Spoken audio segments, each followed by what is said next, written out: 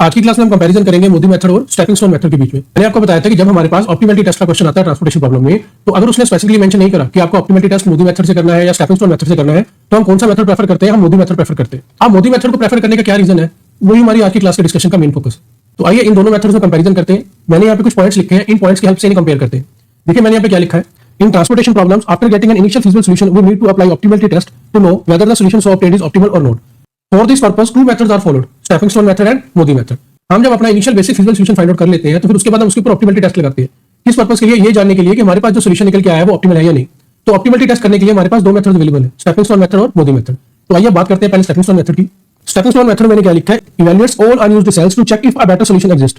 For each empty cell a closed loop is formed, calculate net change, जिसको हम opportunity cost भी बोल देते हैं। If any opportunity cost is negative the solution can be improved. मतलब हम क्या करते हैं, जितने भी हमारे अनयूज्ड सेल्स होते हैं, हमारे अनऑक्युपाइड सेल्स होते हैं, जिनको हम एम्प्टी सेल्स भी बोल देते हैं, हम उनकी इवैल्यूएशन करते हैं। किस पर्पस के लिए? ये जानने के लिए कि क्या हमारे पास कोई बेटर सॉल्यूशन एग्जिस्ट करता है। तो उसके लिए फिर हम क्या करते हैं, ये जो हमारे अनयूज्ड या अनऑक्युपाइड सेल्स होते हैं, इनके ऊपर हम एक क्लोज पाथ फॉर्म करते हैं, यानी कि लूप बनाते हैं। इस लूप की हेल्प से हम क्या करते हैं, अपनी अपॉर्चुनिटी कॉस्ट को कैलकुलेट करते हैं। फिर हम चेक करते हैं कि हमारे पास जो हमारे अनऑक्युपाइड सेल्स हैं, जिनकी हमने अपॉर्चुनिटी कॉस्ट निकाली है, क्या किसी भी सेल की अपॉर्चुनिटी कॉस्ट नेगेटिव आ रही है? नेगेटिव आती है तो इसका मतलब ये हो गया कि वहां पे स्कोप ऑफ इंप्रूवमेंट है, हमारी कॉस्ट वहां पे इंप्रूव की जा सकती है। तो अकॉर्डिंगली हम अपना वहां पे सॉल्यूशन इंप्रूव करके चलते हैं। अब नेक्स्ट मैंने क्या लिखा है, but it's time consuming and complex for large problem. Stepping stone method की सबसे बड़ी लिमिटेशन यही है कि टाइम कंज्यूमिंग है। टाइम कंज्यूमिंग क्यों है? क्योंकि यहाँ पे हम कैसे करते हैं कि हम लोग ना हर एक अनऑक्युपाइड सेल के लिए लूप बनाते हैं, तो उसमें हमारा बहुत टाइम इन्वेस्ट होता है। यही एक रीजन है कि जब हमारे पास क्वेश्चन में वो नहीं बताता कि ऑप्टिमलिटी टेस्ट करने के लिए आपको कौन सा मेथड यूज करता है, हम मोदी मेथड प्रेफर करते हैं। क्यों? क्योंकि मोदी मेथड में हम हर अनऑक्युपाइड सेल के लिए लूप नहीं बनाते। वहां पे तो हमारे पास जहां पे हमारे जिस अनऑक्युपाइड सेल की अपॉर्चुनिटी कॉस्ट नेगेटिव आ रही हो, हम सिर्फ वहां पे लूप बना के उसको इंप्रूव करते हैं। तो यही एक रीजन है कि मोदी मेथड को प्रेफर किया जाता है as compare to stepping stone method.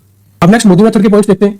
Uses a simpler approach U and V values. देखिए मोदी मेथड जो हमारा है एक फॉर्मुला बेस्ड मेथड है। ये क्या करता है, यू एंड वी की वैल्यूज निकालता है, फॉर्मुलास को अप्लाई करता है, अकॉर्डिंगली आगे चलता है। ठीक है, यहाँ पे हमारे पास स्टेप्स क्या निकल जाते हैं, assign U and V values based on occupied cells. सबसे पहले हम क्या करते हैं, जो हमारे ऑक्युपाइड सेल्स होते हैं उनको हम यू एंड वी की वैल्यूज असाइन करते हैं, या इन अदर वर्ड्स कहूं हमारे जो ऑक्युपाइड सेल्स होते हैं उनके लिए हम अपनी यू एंड वी की वैल्यूज निकालते हैं। उसके बाद हम क्या करते हैं, calculate opportunity cost for unoccupied cell using formula delta IJ is equal to CIJ minus UI plus VJ. उसके बाद हमारे जो अनऑक्युपाइड सेल्स होते हैं उनकी हम क्या करते हैं, अपॉर्चुनिटी कॉस्ट कैलकुलेट करते हैं, और उसके लिए हमारे पास फॉर्मूला क्या है, delta IJ is equal to CIJ minus UI plus वीजे।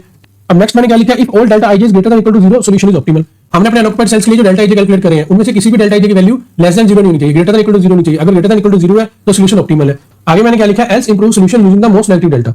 अगर मेरे किसी डेल्टा आईजे की वैल्यू नेगेटिव आती है तो इसका मतलब वहां पे स्कोप ऑफ इंप्रूवमेंट है, तो जो हमारी मोस्ट नेगेटिव वैल्यू होगी उसे हम सेलेक्ट कर लेंगे, वहां पे जाके हम इंप्रूवमेंट करेंगे। अब आगे मैंने क्या लिखा है, faster systematic and better for big problem. जो हमारा मोदी मेथड होता है वो फास्टर है, क्यों? क्योंकि ये फॉर्मुला बेस्ड है, एक सिस्टमैटिक वे में काम करता है, और जो हमारी बिग प्रॉब्लम्स के लिए ये बेटर माना जाता है। क्यों? क्योंकि यहाँ पे हमारे पास हर अनऑक्युपाइड सेल के लिए हमें लूप बनाने की जरूरत नहीं होती, हम फॉर्मुला बेस्ड काम करते हैं। अगर हमारे पास किसी अनऑक्युपाइड सेल के लिए या अदर वर्ड डेल्टा की वैल्यू नेगेटिव आती है तो हम उसको इंप्रूव करके आगे अपना सॉल्यूशन प्रोसीड करते हैं, अकॉर्डिंगली अपना ऑप्टिमल सॉल्यूशन फाइंड आउट कर लेते हैं। तो ये था comparison between stepping stone method and MODI method. In points की हेल्प से हम अंडरस्टैंड कर सकते हैं कि हमारा मोदी मेथड जो है उसे क्यों प्रेफर किया जाता है as compare to stepping stone method.